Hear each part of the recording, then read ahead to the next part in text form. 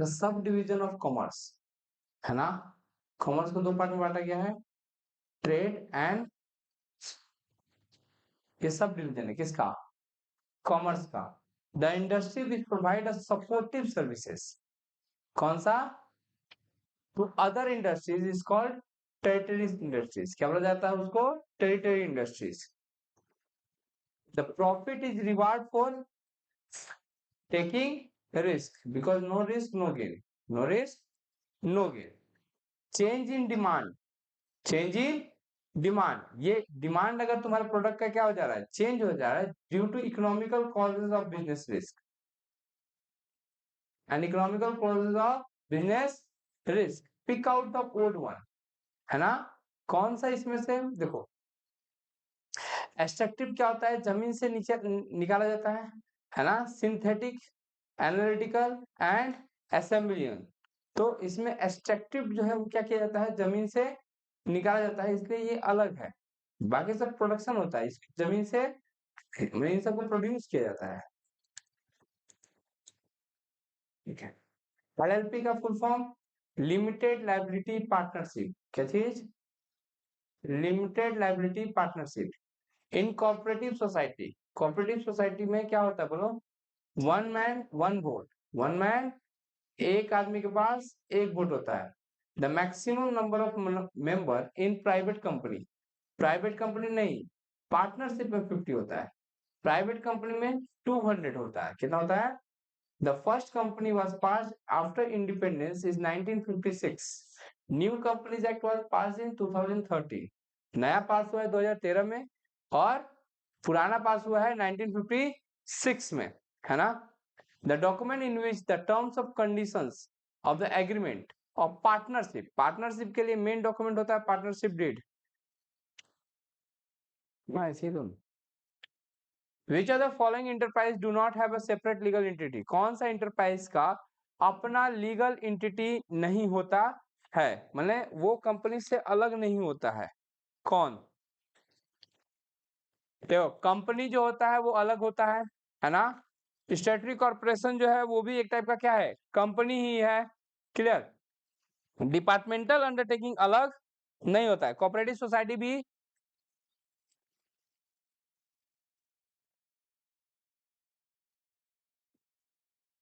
Answer होगा ए।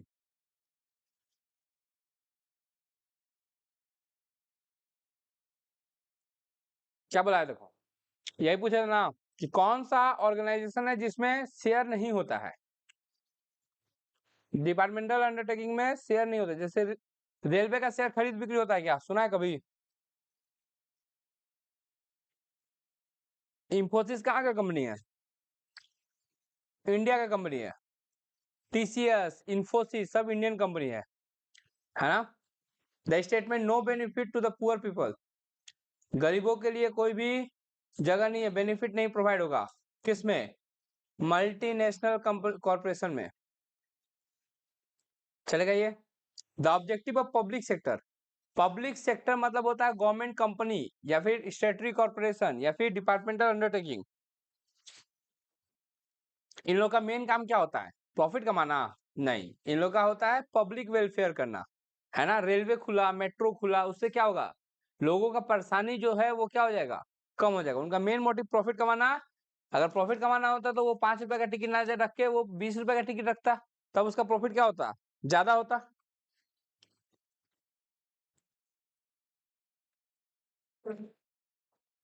कौन सा इसमें से जनरल इंश्योरेंस नहीं है,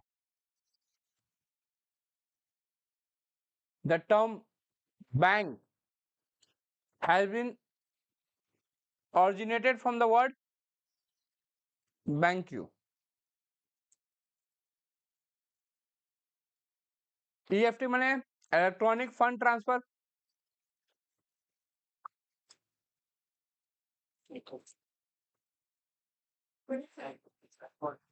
सी टू सी किसमें डील करता है, बोलो बोलो, कस्टमर टू कस्टमर ना, माने विच type of goods, second hand goods में डील करेगा, है ना। फर्स्ट हैंड में तो बिजनेस टू कस्टमर होगा,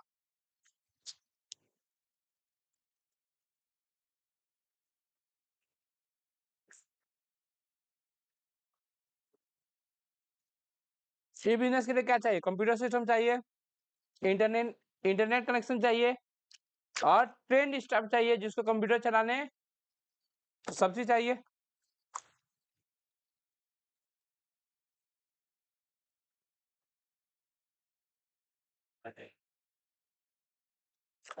एंड्रेंस ऑफ टाइम,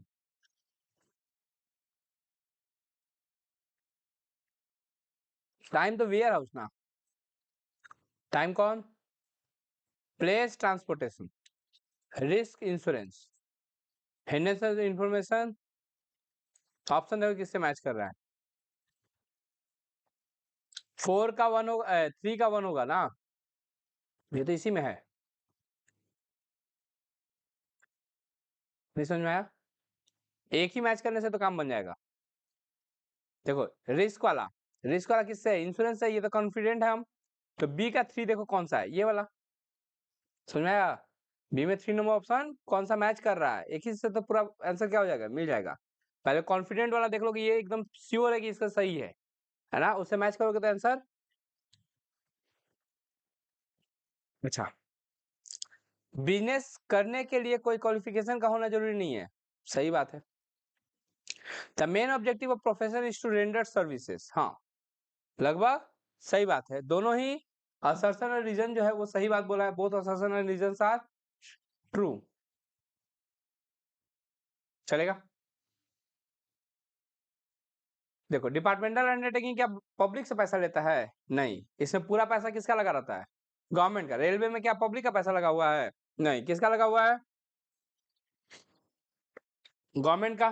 तो गवर्नमेंट का पैसा ये तो ठीक है। Statutory corporation can borrow from general public, ये भी जनरल पब्लिक से पैसा ले नहीं सकता है। कौन बोरो कर सकता है? स्टेटरी कॉर्पोरेशन कैन बोरो, नहीं कर सकता है। कौन पैसा ले सकता है जनरल पब्लिक से? डिपार्टमेंटल अंडरटेकिंग नहीं ले सकता है, ये नहीं ले सकता है, ये ले सकता है गवर्नमेंट कंपनी ले सकता है ना। तो इन केस ए गलत है और बी। एक क्वेश्चन पूछे थे ना कि अगर इंश्योर्ड पर्सन है, कौन सा पर्सन है? तो जो जिसका इंश्योरेंस होता है उसको बोला जाएगा इंश्योर्ड पर्सन। क्या बोला जाएगा? इंश्योर्ड। उसका इंश्योरेंस हो चुका है उसको क्या बोला जाएगा? Insured person. और जो इंश्योरेंस करता है इंश्योरर बोला जाता है। क्या बोला जाता है उसको?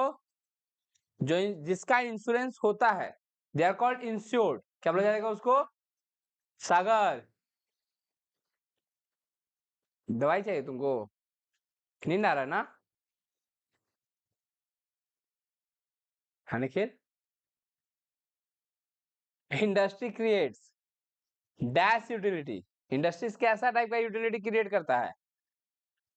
और utility warehouses, housing, warehousing create करता है कैसा? एक टाइम करता है और एक नहीं, प्लेस नहीं। Warehousing time, warehousing का टाइम होगा और उसका क्या होगा? प्लेस तो ट्रांसपोर्टेशन से होता है ना। तो आंसर होगा सी, फॉर्म और टाइम। इंडस्ट्री क्या करता है? मैन्युफैक्चरिंग करता है। असर्शन रीजन है ना। देखो असर्शन रीजन का ना तुमको 4 ऑप्शन शुरू में दे दिया है, अब इसी में से बार बार ए बी सी डी करना है। देखो क्या बोला है, life insurance is not only a protection but it is a sort of investment. True assertion, ये सही है। Under life insurance a certain amount of money is returnable on maturity of the policy और on the death of, सही बोला है। देखो यहाँ पे कहीं ना कहीं यही बोलना चाहता है कि लाइफ इंश्योरेंस कॉर्पोरेशन जो है जीवन के साथ भी जीवन के बाद भी है, जबकि इसमें क्या बोल रहा है कि क्योंकि एक सर्टेन अमाउंट ऑफ मनी जो है हमको मेच्योरिटी पे क्या हो जाता है? रिलाइज हो जाता है। तो दोनों असर्शन और रीजन दोनों ही करेक्ट बोल रहा है ना। और असर्शन रीजन जो है करेक्ट एक्सप्लेनेशन है किसका? तो इसका ए होगा। ए माने both assertion and reason are correct and reason is the correct explanation of, क्या बोला? The volume of B to B transaction is much higher than the volume to B to C. एक business दूसरे business से खरीदेगा तो हजारों unit खरीदेगा, है ना, तो वॉल्यूम तो ज्यादा रहेगा किसका, बी टू बी में। अच्छा, to facilitate a single B to C transaction there are number of B to B transaction, नहीं गलत बोला है, एक बी टू बी से, एक बी टू बी से बहुत सारा बी टू सी ट्रांजेक्शन होता है, एक बी टू सी से बहुत सारा बी टू बी ट्रांजेक्शन नहीं होता है। तो असर्शन ठीक है, रीजन गलत है। रीजन क्या है, सी बोल सकते हैं हम, 27 का सी चलेगा। A business has considerably increase dependence of paper work, देखो क्या ई बिजनेस से पेपर वर्क बढ़ गया है, नहीं, पेपर वर्क कम हो गया है ना, पेपर वर्क क्या हो गया है, यहाँ पे डिक्रीज होगा, तो असर्शन ही गलत है, assertion he.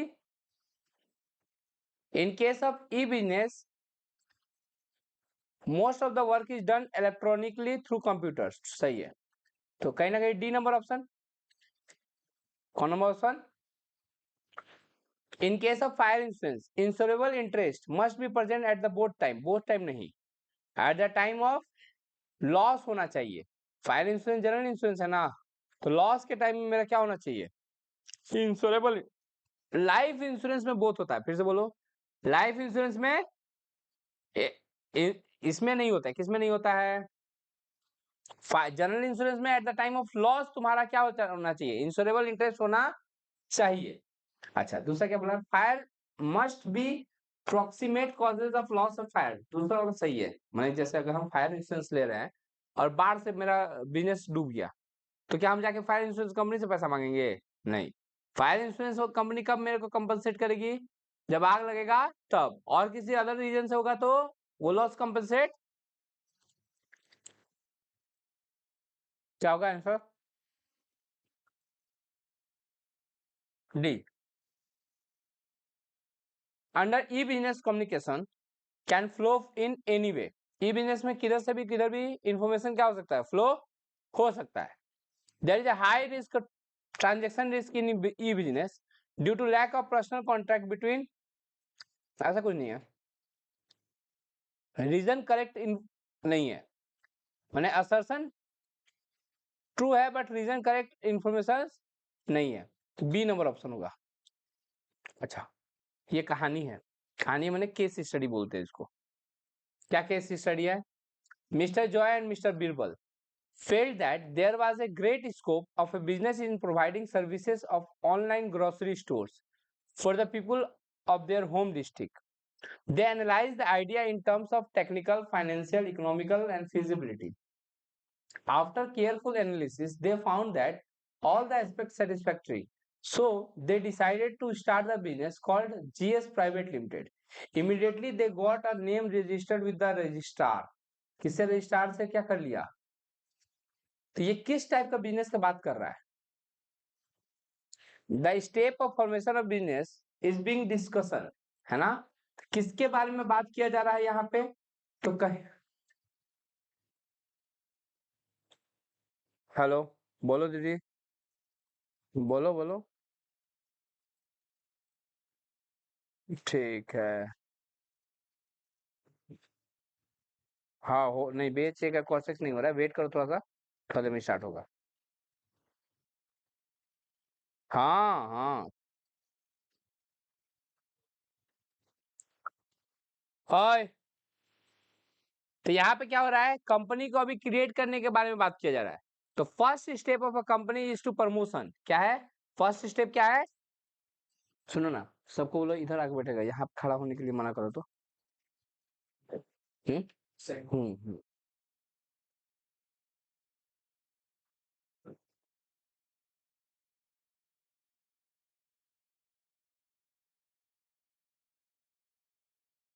Identify the form of business organisation discuss here, सुनो, रजिस्ट्रार के पास कौन रजिस्टर करता है, कंपनी, कौन, कंपनी का रजिस्ट्रेशन होता है किसके पास, रजिस्ट्रार के पास, चलेगा यहाँ तक। Mister Joy and Birbal felt that there was a great scope of business which is the first step of the promotion highlighted in their statement. क्या देख रहा है ये लोग उसमें, बिजनेस में अपॉर्चुनिटी खोज रहा है लोग, क्या खोज रहा है लोग? तो पहला स्टेप वही है, identification of business opportunity. Opportunity पता किया, अपॉर्चुनिटी पता करके बिजनेस क्या कर रहा है, आगे बढ़ा रहा है। The stage of promotion does not include, कौन सा इसमें से स्टेज ऑफ प्रमोशन में नहीं आता है? इनकॉर्पोरेशन। कौन सा? इनकॉर्पोरेशन क्या होता है? कंप्लीट होने के बाद का बात है। The next step of formation, next step of formation जो होता है, बोले ना प्रमोशन खत्म होता है तो क्या स्टार्ट होता है? इनकॉर्पोरेशन। क्या होता है?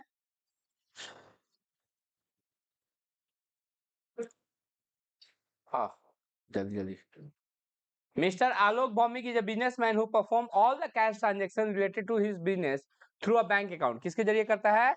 बैंक अकाउंट के जरिए करता है। कौन? Mister Alok.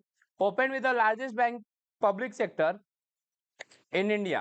The special characteristics of the bank account is that there is no limit of number of transactions. तो करंट अकाउंट के बारे में बात हो रहा है, किसके बारे में बात हो रहा है?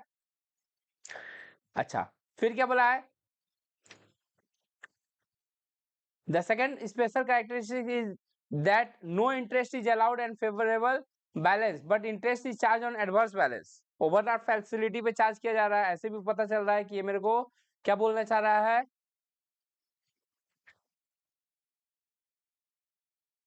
मोर देन इनफ, तुम इंटेलिजेंट है, मोर देन इनफ, समझा? कुछ नहीं, हाथ नीचे करके रखा करो।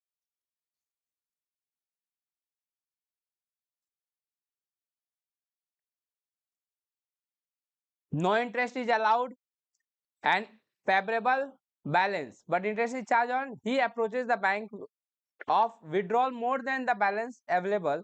वही ओवरड्राफ्ट फैसिलिटी के बारे में ही बात किया जा रहा है। अच्छा, the bank allows him to enjoy the facility up to 1 lakh on the basis of his credit worthiness। Credit worthiness के बेसिस पे बैंक उसको अलाउ करके रखा है कि वो ओवरड्राफ्ट निकाल सकता है, कितना तक? 1 लाख तक। The bank in which Mr. Alok open account is a State Bank of India। क्योंकि रिजर्व बैंक ऑफ इंडिया में सबसे बड़ा है, उसके बाद आता है स्टेट बैंक ऑफ इंडिया। तो रिजर्व बैंक ऑफ इंडिया में अकाउंट खुलता नहीं है, तो अकाउंट खुलता है किसमें? स्टेट बैंक ऑफ इंडिया में। Identify the type of bank account is open, तो कॉमर्शियल बैंक में। किसमें? क्योंकि रिजर्व बैंक ऑफ इंडिया कौन सा बैंक है? सेंट्रल बैंक है। Reserve bank of India central bank है, जबकि state bank of India commerce. जितना भी बैंक के बारे में हम लोग और तुम लोग जानते हो, सबका सब कौन सा बैंक है? कॉमर्शियल बैंक है। कौन सा बैंक है? Which of the following banking services is being provided by the bank? कौन सा फैसिलिटी दिया जा रहा है बैंक के द्वारा? ओवरड्राफ्ट फैसिलिटी दिया जा रहा है। क्या दिया जा रहा है? Identify the type of bank account use by the mister Alok. Current account. The wrong statement in the context of the deposit account is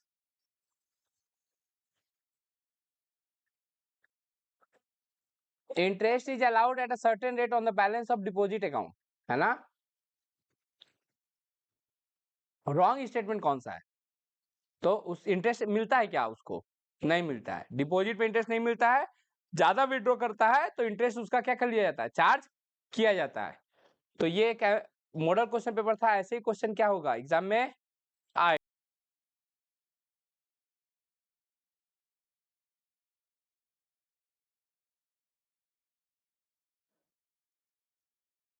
कौन, है ना? जितना हो सकता है उतना करने की कोशिश किया जा रहा है। कॉस्ट अकाउंटिंग क्या है? जिसका मेन काम होता है कॉस्ट को फाइंड आउट करना, है ना? जबकि फाइनेंशियल स्टेटमेंट अगर देखा जाए, फाइनेंशियल अकाउंटिंग क्या होता है? जो कि कंपनी के फाइनेंशियल परफॉर्मेंस को दिखाता है, फाइनेंशियल रिजल्ट का एज अ होल पूरा बिजनेस के पूरे फाइनेंशियल स्टेटमेंट को एक बार में शो करता है। कॉस्टिंग क्या होता है? कॉस्टिंग एक टेक्निक्स है ना? डिटर्मिनेशन या ascertainment of cost. Cost accounting क्या है? Specialised branch of accounting. किसका ब्रांच है? अकाउंटिंग का। By means which cost of productions and services are uncertain and control, जिसके जरिए कॉस्ट प्रोडक्शंस को नापा जाता है और कंट्रोल किया जाता है ना? आई कांटेक्ट तुम लोग का बोर्ड की तरफ होना चाहिए या मेरे तरफ होना चाहिए? कॉपी में कुछ भी, the answer will be ए का 3, बी का 1 और 2 का सी का 2, क्या बोले, C2 इंस्टीट्यूट, क्या चीज, हमेशा पॉजिटिव रिजल्ट यही होता है। ठीक है, देखो भगवान करे, बोलो बोलो तुम लोग का अच्छा रिजल्ट होगा, बोलो भगवान करे, आमीन। Which are the following is a production या फिर cost centre, production cost centre कौन सा है इसमें से, क्या वो बोलो, मशीन शॉप, सेंटर है मशीन शॉप, सेंटर है in power industries. Power industry में क्या यूज करते हैं हम लोग, kilowatt. The techniques and process of a certain cost, देखो अभी पढ़े ना हम लोग टेक्निक, कॉस्टिंग बोलते हैं उसको, क्या बोलते हैं, ऑप्शन नंबर डी, है ना। The chemical industries cost unit is litre. Which are the following cost is a direct material, कौन सा डायरेक्ट, अच्छा बेटा, iron ore. Which are the following cost is labour cost, कौन सा इसमें से लेबर कॉस्ट है, प्रोडक्टिव वेजेस, क्या चीज,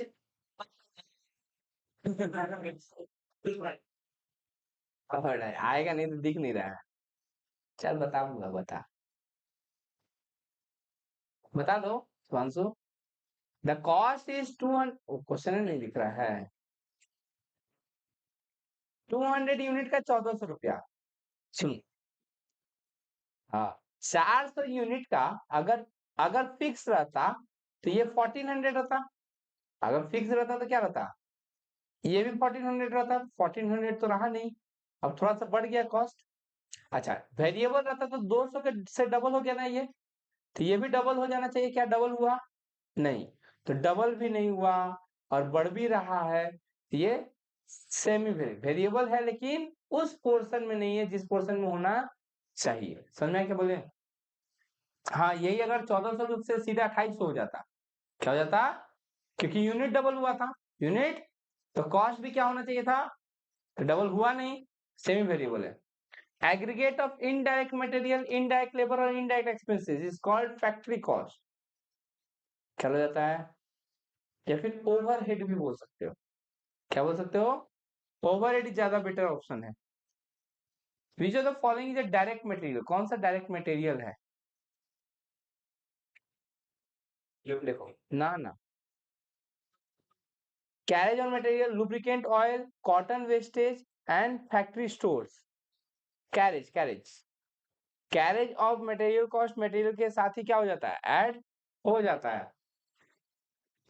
अच्छा, वर्क कॉस्ट ऑफ प्रोडक्शन है 4 लाख रुपया, डायरेक्ट वेजेस है 2 लाख, फैक्ट्री ओवरहेड है 60% of direct wages, prime cost find out करना है, क्या फाइंड आउट करना है, अब प्राइम कॉस्ट फाइंड आउट करने के लिए समझो, प्राइम कॉस्ट होता है, उस प्राइम कॉस्ट के साथ ऐड करते हैं फैक्ट्री ओवरहेड, तो आता है फैक्ट्री कॉस्ट, फैक्ट्री कॉस्ट के साथ ऐड करते हैं ऑफिस का खर्चा, तो आता है कॉस्ट ऑफ प्रोडक्शन, समझो 4 लाख दिया है ये, डायरेक्ट वेजेस का कुछ लेना देना नहीं है, फैक्ट्री ओवरहेड बोला है 60% ऑफ डायरेक्ट वेजेस, तो 2 लाख का 60% निकालेंगे तो 1,20,000 होगा, कोई दिक्कत नहीं।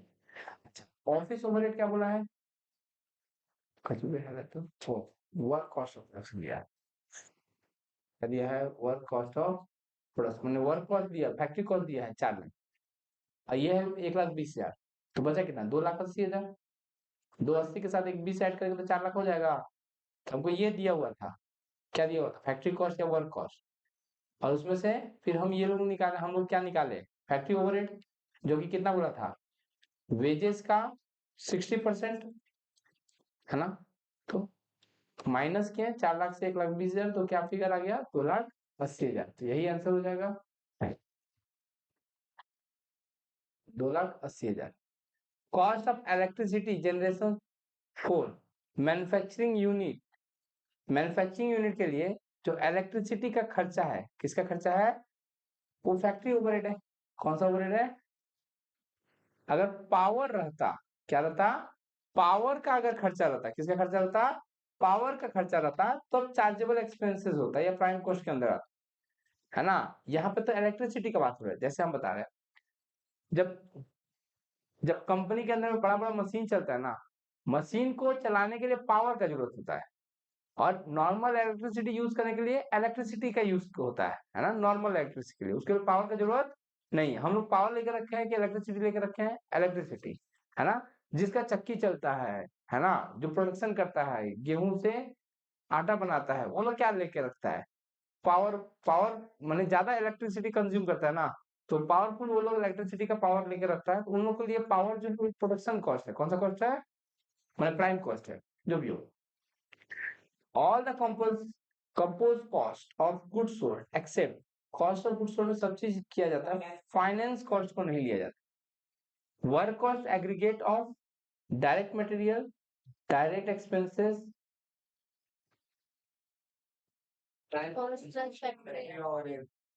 हाँ तो ये भी तो है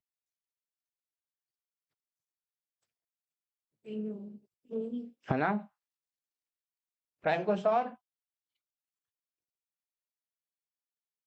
वो भी एक टाइप से सही था, तू समझा। देखो ये तीनों मिला के तो प्राइम कॉस्ट ही हो गया। कौन सा तीनों मिला के, डायरेक्ट मटेरियल, डायरेक्ट लेबर और डायरेक्ट एक्सपेंसेस मिला के क्या हो गया, दोनों ही सही है, दोनों ही सही है। सेल्स है 4,50,000, ओपनिंग फिनिश गुड्स है, क्लोजिंग फिनिश गुड्स है इतना इतना, और कॉस्ट ऑफ गुड्स सोल्ड है इतना। तो क्या कितना पूछा है, cost of manufacturing of goods पूछा है। ठीक है, सुनो, इसमें सेलिंग प्राइस का कोई काम नहीं है। किसका काम नहीं है, अच्छा समझो। कॉस्ट ऑफ प्रोडक्शन आता है, इसके साथ ओपनिंग फिनिश गुड्स ऐड करते हैं, क्लोजिंग फिनिश गुड्स लेस करते हैं, तो जो आता है that is called cost of sales या cost of goods sold. Cost of goods sold, cost of goods sold दिया हुआ है 3 लाख, कितना दिया हुआ है, अच्छा। फिनिश गुड्स कितना दिया हुआ है, ओपनिंग है 23,000 और क्लोजिंग है 30,000। चूंकि हम लोग उल्टा जा रहे हैं, हम लोग उल्टा जा रहे हैं, तो इस 3 लाख के साथ ये इसको प्लस करेंगे और इसको माइनस करेंगे, 7,000 कम, 7,000 कम। तो कहीं ना कहीं देखो तो ये प्लस किए, 3,07,000 हो जाएगा। ये तीन तीन 30 में से 23 गया, 3,07,000, 3 लाख ऑप्शन है।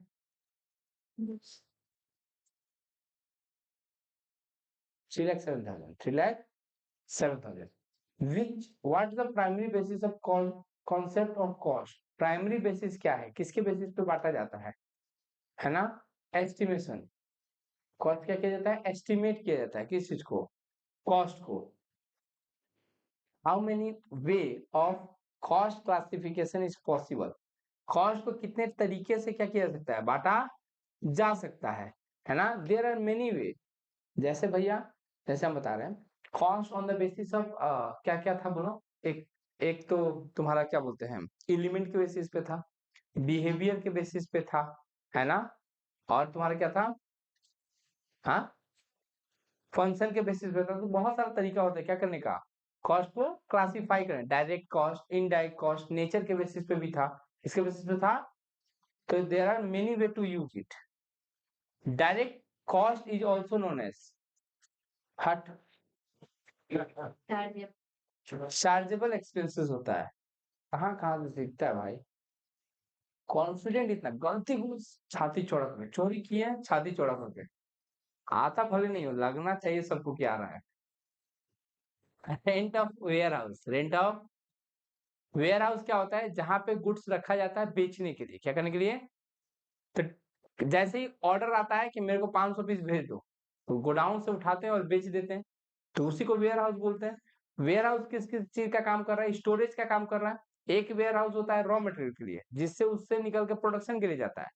एक वेयर हाउस होता है जिसमें से क्या होता है, फिनिश गुड्स रखाता है। तो यहाँ पे वेयर हाउस एक टाइप का डिस्ट्रीब्यूशन कॉस्ट है। कैसा कॉस्ट है, the sum of all direct cost, all direct cost is called prime cost. अब शुरू होता है टैक्स, क्योंकि 20% मैंने 20 मार्क्स का कॉस्ट आएगा, 20 मार्क्स का टैक्स आएगा। The tax which is imposed on income, इससे ज्यादा टफ क्वेश्चन कुछ हो ही नहीं सकता है। इनकम टैक्स, कौन सा टैक्स? जो इनकम पे लगाया जाता है उसको इनकम टैक्स बोलते हैं। Present income tax act was force since 1961। Which of the following is an example of direct tax? Income tax. The nature of income tax is progressive in nature. Progressive मतलब क्या होता है भैया? जैसे जैसे income बढ़ेगा टैक्स भी बढ़ेगा, है ना? The present income tax 1961 was implemented from 1 April 1962 to applicable 2 से हुआ है, एप्लीकेबल 2 से हुआ है ना? लागू हुआ था 1 में, लागू हुआ था। जैसे इस साल कोई भी निर्मला सीतारमण कुछ भी अनाउंस करेगी, लाइक 12 लाख पे टैक्स नहीं लगेगा, तो ये अभी बोला गया, प्रपोजल है, ये क्या है? प्रपोजल है। ये लागू होगा अगले साल से, लागू होगा अगले साल से, इस साल से लागू नहीं होगा। There are dash head of income. कितना समझदार है तुम लोग, कौन पढ़ाता है तुम लोग को? बहुत अच्छा पढ़ाता है, ठीक। द टर्म प्रीवियस ईयर को और किस नाम से जाना जाता है? फाइनेंशियल ईयर भी बोला जाता है, किसको? प्रीवियस ईयर, किसको? The The term assessment year is mentioned in section 2 subsection 9. Dividend receive from Indian company पहले एग्जेम्प्टेड था, अब फुल्ली टैक्सेबल हो गया है। Daily allowances to MP MLA को जो भी अलाउंसेस मिलता है ना, वो एग्जेम्प्टेड है, टैक्स नहीं लगता है उस पे।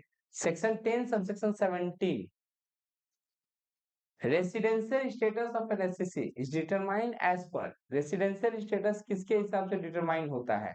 इनकम टैक्स एक्ट के हिसाब से। किसके हिसाब से? The residential status is to be determined for the previous year. किसके लिए पता किया जाता है? प्रीवियस ईयर के लिए पता किया जाता है। किस चीज को? रेसिडेंशियल स्टेटस को, है ना? Income which accrue and arise outside India but are receive in India. देखो, इंडिया में रिसीव करो या इंडिया में एक्रू, क्या बोले फिर से बोलो? इंडिया में रिसीव करो या इंडिया में एक्रू हो, है ना? तो उस टाइप के इनकम को जो है वो सबको टैक्स देना पड़ेगा। चाहे तुम दुनिया के किसी भी कोने से बिलोंग करते हो, मैटर नहीं करता है, यू हैव टू पे द टैक्स। अगर तुम कहां से इंडिया में अगर किसी भी टाइप का पैसा रिसीव कर लिए तो गलती से भी, टोटल इनकम, क्या बोले फिर से बोलो? Total income of a person determine on the basis of residential status. किसके बेसिस पे डिसाइड होता है? Foreign nation visit India during the previous year for 182 days, 180 days, है ना? प्रीवियस ईयर फॉरेन नेशन था, वो पहली बार इंडिया आया, वो भी 180 दिन के लिए। कितना दिन के लिए? वेट करो, थोड़ा सा वेट करो। टैक्स नहीं है ना, कॉस्ट टैक्स नहीं है ना तुम्हारा? हाँ ठीक है, वेट करो थोड़ा। 180 दिन के लिए प्रीवियस ईयर में आया था। कितना दिन के लिए आया था? तो 180 दिन के लिए अगर कोई इंडिया में आया है पहली बार, है ना, उसको टैक्स देने वो नॉन रेसिडेंट माना जाएगा, क्योंकि कम से कम उसको 182 दिन रहना पड़ेगा। Income which accrue and arise outside India, ऐसा इनकम जो कि एक्रू और अराइज इंडिया से बाहर हुआ है, मैंने कमाया भी बाहर है, रिसीव भी, but also receive outside India, receive भी बाहर किया है। कोई भी घर का आदमी जो बाहर जाके कमाए खाए रहे, 3 टाइप के आदमी हम तुम लोग को बताए थे कि रेसिडेंस में 3 होता है। एक होता है ऑर्डिनरी रेसिडेंट, जिसको हम प्यार से घर का बेटा बोलते हैं, है ना? एक होता है नॉन ऑर्डिनरी रेसिडेंट, जिसको हम घर का दामाद बोलते हैं, है ना? और एक होता है नॉन रेसिडेंट, जिसको हम पट्टीदार बोलते हैं।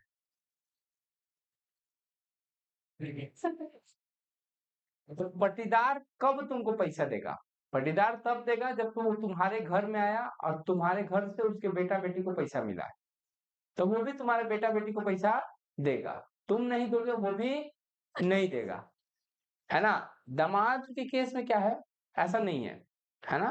वो अगर ऐसा है कि कहीं पे गया है लोग और कंट्रोल फ्रॉम इंडिया हो रहा है, कंट्रोल कहाँ से हो रहा है? इंडिया से, माने कहीं ना कहीं रिलेटिव का ही है लोग, है ना। और मेरा बेटा बेटी अगर कभी भी बाई चांस बाहर में भी मेरे जैजी से मिल गया, है ना, तो वो उसको कुछ ना कुछ क्या करेंगे, चॉकलेट वगैरह खरीद के दे देंगे, क्योंकि कंट्रोल कहाँ से हो रहा है, जहाँ तक ये लोग जाएगा वापस इंडिया में ही, जाएगा वापस इंडिया में ही, पापा को मैंने मेरे को बता देगा लोग कि चॉकलेट वॉकलेट मिला था, कि पटीदार नहीं दिया तो पटीदार से उम्मीद भी करना नहीं चाहिए। लेकिन अगर घर के जो बड़े हैं, मैंने बड़े इन द सेंस की जिनको हम लोग अपने घर का क्या बना के रखे हैं, मैंने कपार का दर्द सौंप के रखे हैं, दामाद, है ना?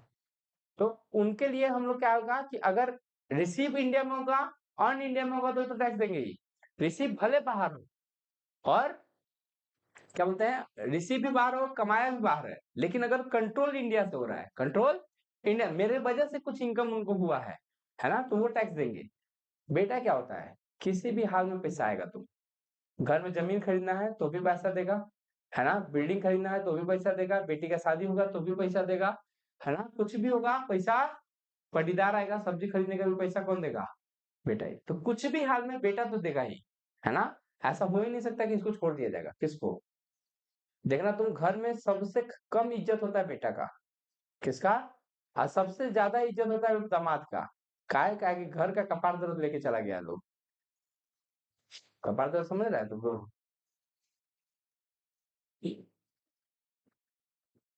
मेरी बहन रहती तो अभी तक तो या तो वो जेल में रहती या तो हम जेल में रहते हैं। अगर अभी तक बहन का शादी नहीं हुआ रहता तो या तो वो जेल में रहती, कभी कभी तो मर्डर वाला केस आ जाता था, बस हाफ मर्डर केस नहीं करते थे हम लोग पुलिस में जाके, एक दूसरे का हाफ मर्डर करके छोड़ देते थे, है ना। होता है ना, WWE खेला जाएगा। ये कब स्टार्ट होता है, जब घर में कोई नहीं होता है ना, खेला जाए, WWE खेलेगी, हाँ खेला जाए, ले मारा पीट, ले लाते लाते, ले जूता, जितना दिन का खीस होता है सब उतार दो एक के दिन में। हम तो खाली हाँ मौका ढूंढते कि ये खाली मारा पीटी हो ही जाए, एक ढेर दिन से हम देखा था नहीं कि बदमाशी कर दिया। होता है कि नहीं तुम लोग के साथ, एकदम मार के कहीं माथा फाड़ देना तुम लोग। ओए, कही गई बातें काल्पनिक है, इसका वास्तविकता से कोई लेन देन नहीं है। बेटा मार के माथा फाड़ दिया, बोला कि सीटू गया तो बोले थे, अब बेटा वीडियो दिखा देगा तुम लोग। नहीं, हम माफी मांगते हैं, ऐसा कोई भी भाई बहन के साथ ऐसा कर होता है तो वो भाई बहन ही उसका जिम्मेवार होगा। और हाँ, कहाँ थे हम लोग, income which accrue and arise outside India, India से बाहर कमाया है, रिसीव भी आउटसाइड इंडिया हुआ है, तो बेटा पैसा देगा, मैंने रेसिडेंट पैसा देगा, सिर्फ कौन देगा, रेसिडेंट, है ना, बाकी दो जन पैसा। Income deem to be accrued and arise in India, India में कमाया जाएगा, इंडिया में कमाओगे बाबू, कोई भी हो, पटीदार भी हो तो उससे भी छीन के ले लेंगे हम लोग, है ना। अगर मेरे वजह से तुमको इनकम हुआ है और इंडिया में इनकम हुआ है, तो घर में आए हो ना, तुमको जाने नहीं देंगे जब तक तुम मेरा बेटा को पैसा, है ना। Income which accrue outside India from a business control from India, कहाँ से कंट्रोल हो रहा है, तो कंट्रोल अगर इंडिया से हो रहा है मतलब कि बेटा दामाद दोनों को देना पड़ेगा, रेसिडेंट और नॉन ऑर्डिनरी रेसिडेंट दोनों देगा।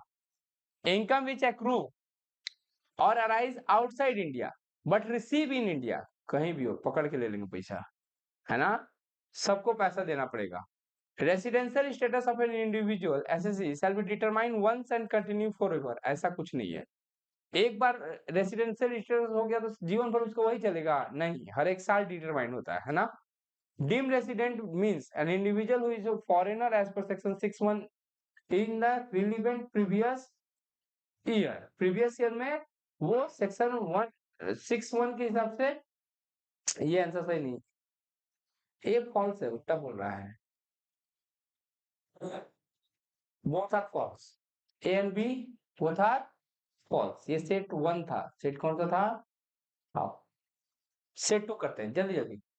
What kind of costing do toy manufacturing companies make use, toy manufacturing company किस टाइप का कॉस्टिंग यूज करती है, तो वो लोग यूज करती है बैच कॉस्टिंग, कौन सा, the technique of cost accounting is followed by, cost accounting सबके द्वारा यूज किया जाता है, ऐसा नहीं है कि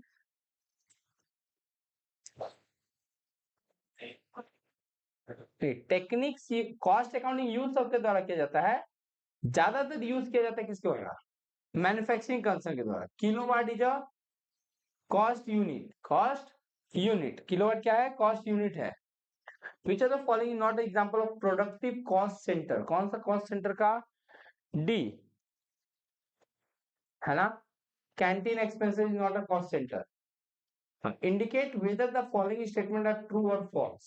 तुमको ये बताना है कि ये स्टेटमेंट ट्रू है या फिर फॉल्स है। The cost unit of an iron steel is ton, सही है। The cost unit for power industry is machine hour, नहीं।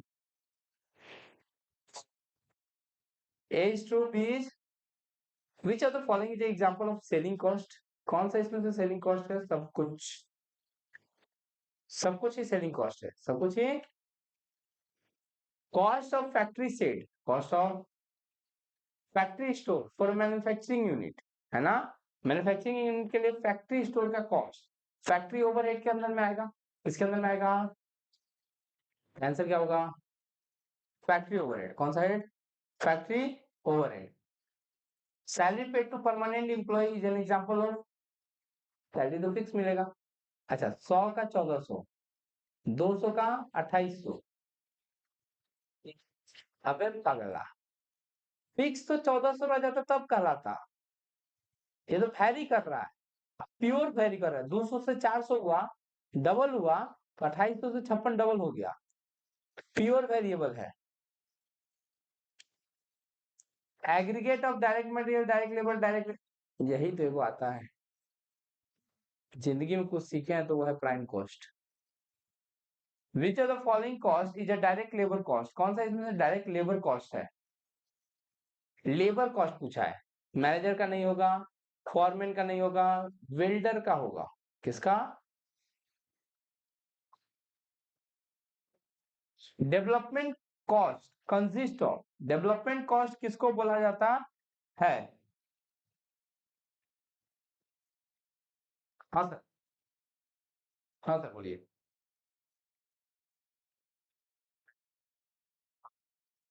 पता नहीं हमको।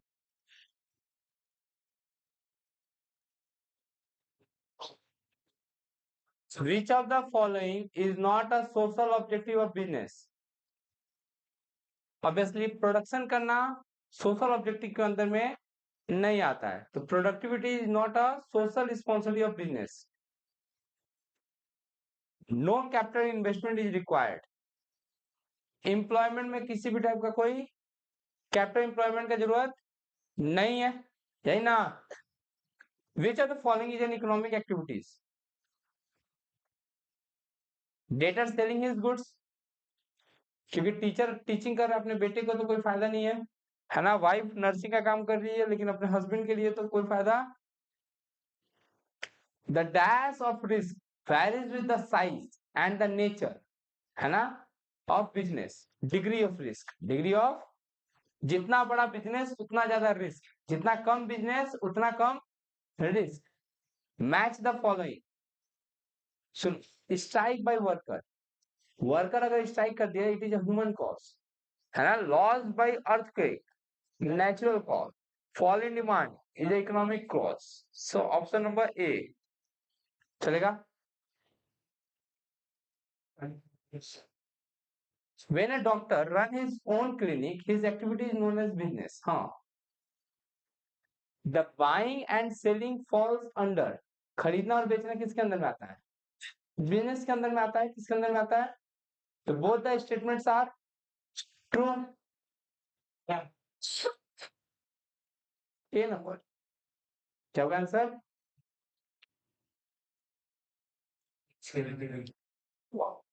ये नहीं होगा। सुना, बताते हैं, हम बताते हैं। एक्चुअली डॉक्टर अपना क्लिनिक चला रहा है ना, दैट इज कॉल्ड प्रोफेशन। क्या बोला जाएगा उसको? है ना, उसको बिजनेस नहीं बोला जाएगा। ए सही है ना। ए गलत है, बी सही है, D number option. Statement 2 is correct but statement 1 is false. HK limited, HK is such a company which is concerned with the using material which have already been extracted at a primary stage. The company process such material to produce a final consumptions or future processing by other industries. Other industries के लिए ये क्या करता है? Production करके देता है। तो इस टाइप के इंडस्ट्रीज को जनरली हम लोग सेकेंडरी इंडस्ट्री बोलते हैं। क्या बोलते हैं? असर्शन क्या है? Hindrance of person occur due to lack of contract and communications between producer and consumer. किसके बीच में? प्रोड्यूसर और कंज्यूमर के बीच में ऐसा होता है। ऐसा क्यों? Hindrance of place occur due to geographical separation of correct explanation नहीं है, समझे? देखो, दोनों अपना अपना जगह पे ठीक है, लेकिन एक दूसरे को एक्सप्लेन नहीं कर रहा है, क्योंकि उसमें बात हुआ है पर्सन का, इसमें बात हो रहा है प्लेस का। तो अब both assertion and reason are true, but reason is not a correct explanation of assertion, है ना? रीजन करेक्ट एक्सप्लेनेशन नहीं है किसका? असर्शन का। The minimum number of adult member required for a cooperative society, cooperative society के लिए कम से कम कितना लोग चाहिए? 10। Who issue the certificate of registration? Registrar of form. Registrar of form जो है वो इशू करता है क्या चीज को? सर्टिफिकेट ऑफ रजिस्ट्रेशन को। It is possible to maintain 100% secrecy confidentiality in which type of business? Sole प्रोवाइड में अंदर का बात अंदर रहता है। The minor can be admitted for the benefit of an already existing partnership. किसके जरिए? With the consent of all the partner. B number option है। सारा पार्टनर का अगर कंसेंट है, सारा पार्टनर चाहता है कि उसको मेंबर बना लिया जाए, तो मेंबर बना लिया जाएगा।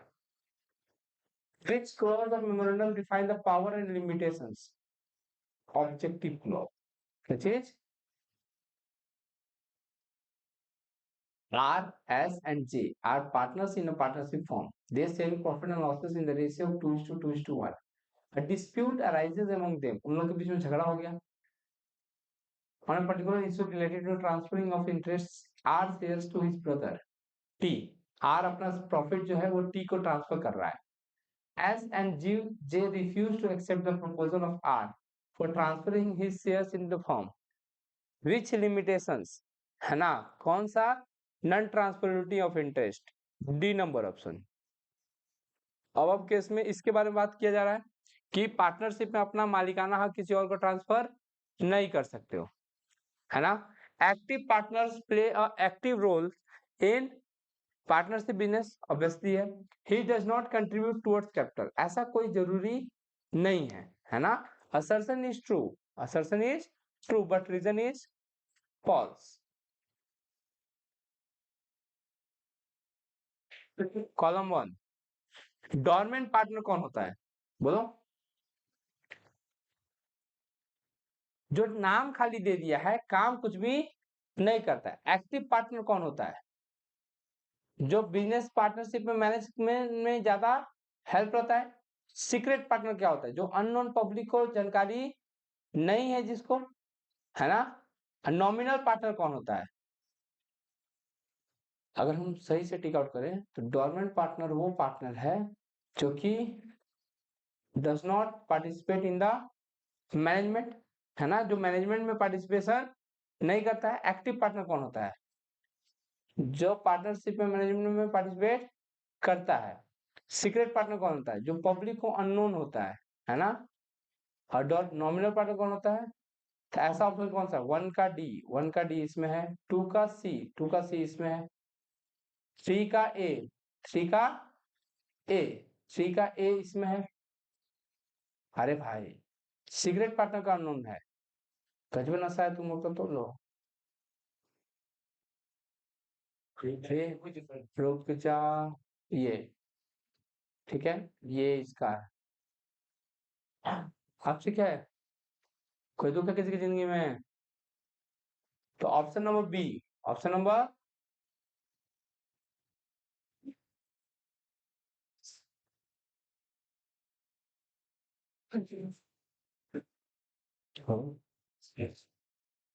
Article of associations contain the rules and regulation of internal management का रूल्स एंड रेगुलेशन मेंटेन करता है। किसके अंदर में?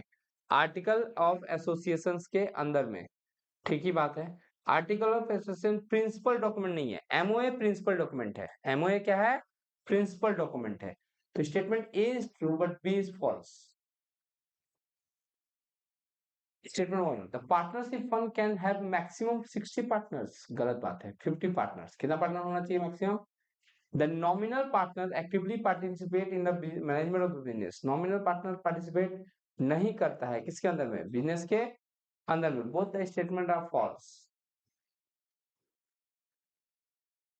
Which of the following is a demerit of departmental undertaking? कौन सा इसमें से demerit है किसका, departmental undertaking का? Red tape is B number option है. एकदम तानाशाही टाइप का चलता है किसका, डिपार्टमेंटल अंडरटेकिंग. लाइक रेलवे में वो जब चाहेगा प्राइस क्या कर सकता है, बढ़ा सकता है चाहे घटा सकता है, वो उसका मोनोपोली है. क्या है, मोनोपोली है. उसमें ज्यादातर क्या होता है, नेतागिरी ज्यादा होता है. रेलवे वगैरह में नेतागिरी ज्यादा होता है. देखोगे time time red red colour का फ्लैग लगा लगा के हड़ताल है, रेल हड़ताल है, ऐसे चलता है. Dash is established under special act in the parliament, है ना. स्टेटरी कॉर्पोरेशन, स्टेटरी एक्ट पास होता है स्टेटरी कॉर्पोरेशन के लिए. किसके लिए, a government company is a company in which paid up capital held by the government is not less than 51%. किससे कम नहीं होना चाहिए, 51% से कम नहीं होना चाहिए. Departmental undertaking is a completely own manage and control by government. सही बात है. At least 51% of the capital of departmental, नहीं भाई, 1-2 है, ट्रू है, बट सेकंड वाला 100% गवर्नमेंट का होता है. 100% reserve bank of India. Easy वाला पहले पकड़ो. Reserve bank of India is a स्टेटरी corporation. ठीक है. इंडियन इंडियन रेलवे जो है ना, टोयोटा मोटर्स ग्लोबल इंटरप्राइज है ना. तो 4 का ए 3 गो में है, 3 का बी, 3 का, हेलो सर नमस्ते, बोलिए. छुट्टी नहीं हो रही पढ़ा, कभी कभी तो रिलैक्स करने का मन करता है. हाँ, क्या पेंटिंग डेंटिंग कर रहे थे हम लोग, ये पूरा कलरफुल कर दिए थे ना. टाटा मोटर ग्लोबल इंटरप्राइज है. सो 2 का डी इसमें दिखाई दे रहा है, ए है क्या, सी मैच कर रहा है. चलो मान लिए तुम सही बोला. राहुल थोड़ा सा कैप दो तो, कैप गिरा है, कैप कैप इसका कैप. देखो देखो, ये पे इधर इधर गिर गया है. Delhi milk scheme is a subordinate office department of animal husbandry, dairy and fisheries. Minister of Agriculture, Government of India identify the type of public sector, है ना, enterprise which describe the above lines. बोला क्या, ये subordinate है office of departmental animal husbandry का, मतलब एक अलग ही डिपार्टमेंट बना के रख दिया गया है. तो कहीं ना कहीं डिपार्टमेंटल अंडरटेकिंग का बात हो रहा है. किसका बात हो रहा है, answer will be A, departmental undertaking. Life insurance is not a contract of indemnity, it is a contract of assurance. किसका कॉन्ट्रैक्ट है, तो पहला तो गलत लग रहा है. According to the principles of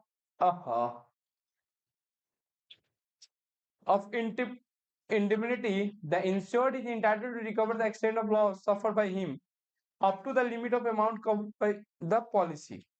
ये बात सही है ना. असर्शन जो है वो ठीक लग रहा है, लेकिन असर्शन गलत है, लेकिन रीजन ठीक है. क्या बोले, फिर से बोलो. असर्शन गलत है क्योंकि लाइफ इंश्योरेंस क्या बोले हम, बोलो assurance, insurance of assurance.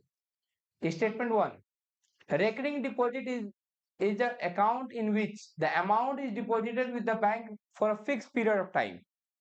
Recurring deposit में बार बार पैसा क्या किया जाता है, जमा किया जाता है ना, एक फिक्स पीरियड ऑफ टाइम के लिए. In case of recurring deposit, period of deposit varies from 6 month to 10 year. सही है, 10 ईयर्स तक नहीं होता है. In case of recurring deposit accounts period 3 साल तक मैक्सिमम होता है शायद, है ना, 10 सालों तक नहीं होता है. स्टेटमेंट, वेट होता है ना, लेकिन इसमें क्या है कि हर एक महीना डालना होता है, एक बार डिपॉजिट करके नहीं छोड़ते हैं, एक बार डिपॉजिट करके फिक्स डिपॉजिट में होता है। किसमें होता है? तो ए सही नहीं है, बी सही है। बोलते हैं statement 2 is true but 1 is false. Which type of mining marine insurance, marine insurance किस टाइप का इंश्योरेंस होता है? कार्गो इंश्योरेंस होता है कि शिप इंश्योरेंस होता है कि all of the above? All of the above. Answer क्या होगा? Which of the following do not come under the E banking? E banking के अंडर में कौन सा नहीं आता है? ओवरड्राफ्ट।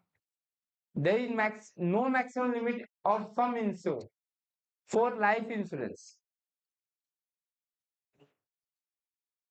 लाइफ इंश्योरेंस का कोई सम इंश्योर नहीं है ना, लिमिट नहीं है। Which of the following do not included in correspondence? It is not electronic services.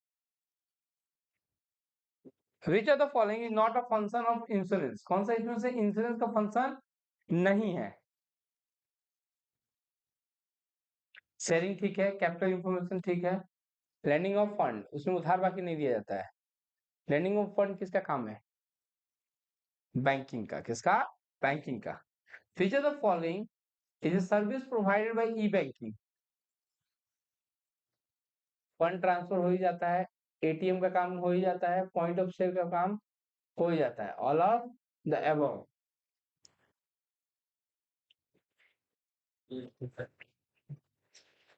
इसको थोड़ा सा अच्छा से मन से पढ़ना पड़ेगा।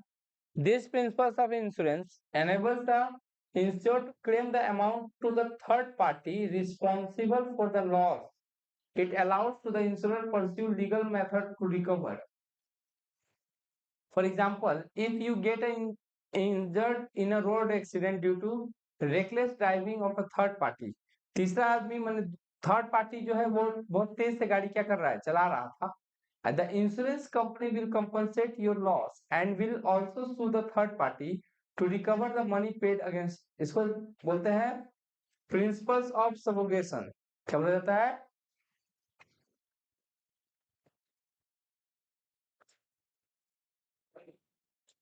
इंश्योरेबल इंटरेस्ट मौजूद होना चाहिए eight the time of insurance. Fire insurance में ऐसा नहीं होता है। अरे माँ रुक जाता हूँ थोड़ा सा। इसका ये होगा, इसका ये होगा और इसका ये होगा। फिर से देखते हैं, एवं सीधा सीधी है ना? थोड़ा सा तो बोल रहे हैं, रुक जा रुक जा बहन रुक जा। Insurable interest must be present at the time of insurance. Fire insurance insurable interest must be present at the time of, इसका तो दोनों में होता है, लाइफ में दोनों में होता है, श्योर रहो सी होगा। फिर भी हमको कंफ्यूजन ही लग रहा है ना? ऐसा क्या दिया है? 34 1 का सी ना,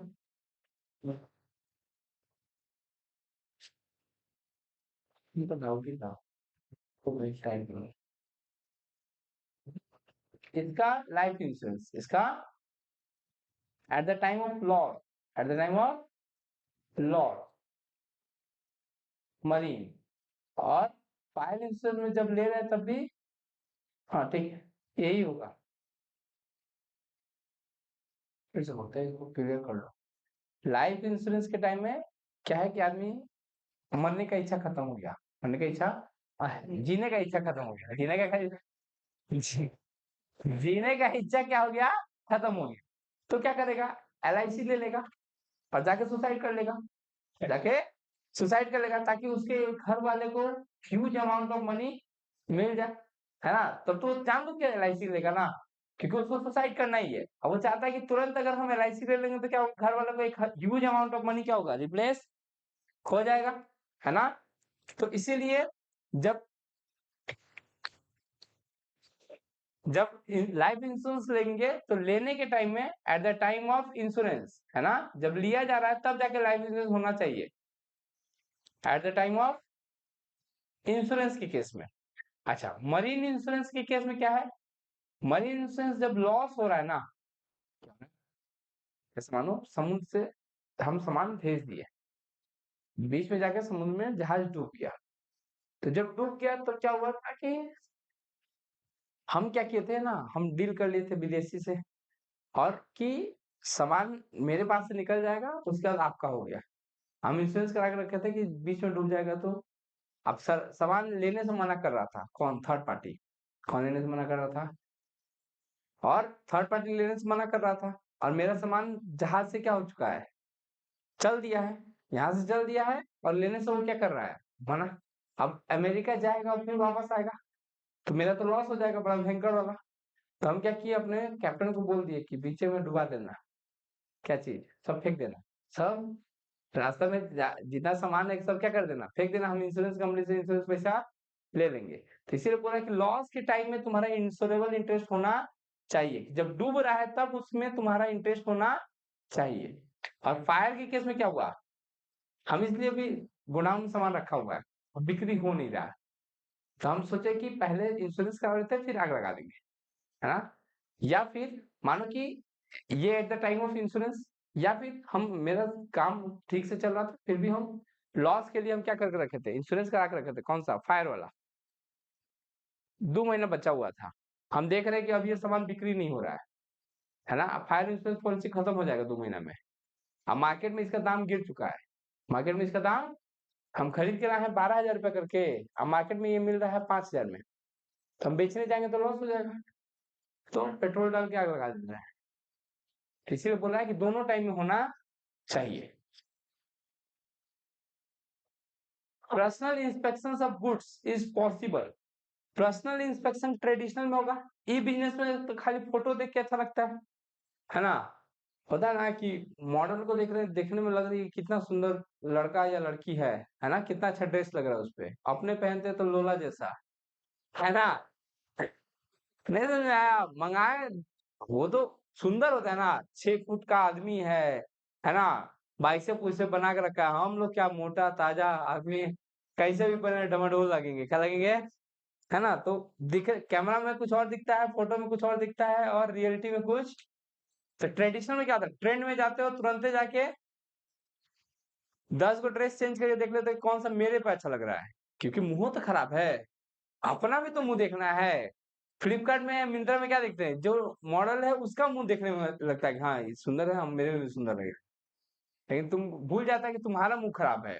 ड्रेस बहुत सुंदर है, ड्रेस बहुत सुंदर है, खाली मुंह तुम्हारा खराब है इसलिए अच्छा नहीं लग रहा है।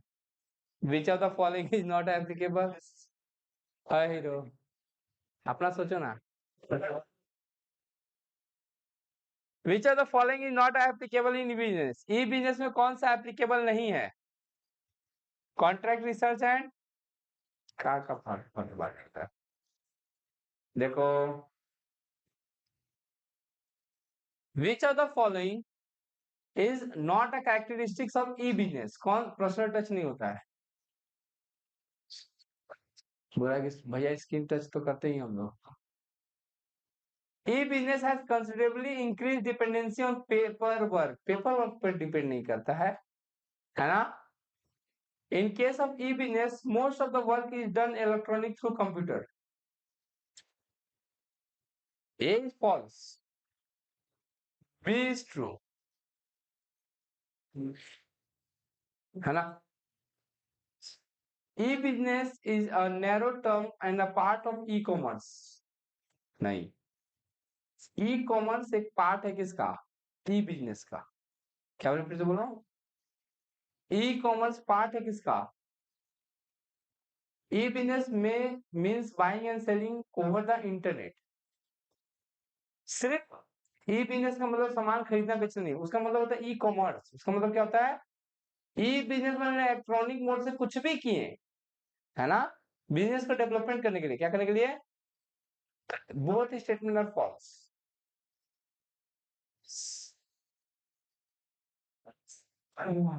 एम्प्लॉय अगर सामान खरीद रहा है इंट्रा बी, सप्लायर सामान दे रहा है तो बी टू बी, बायर खरीद रहा है तो बी टू सी, 1 का बी, 2 का सी, 3 का ए, ऑप्शन नंबर ए।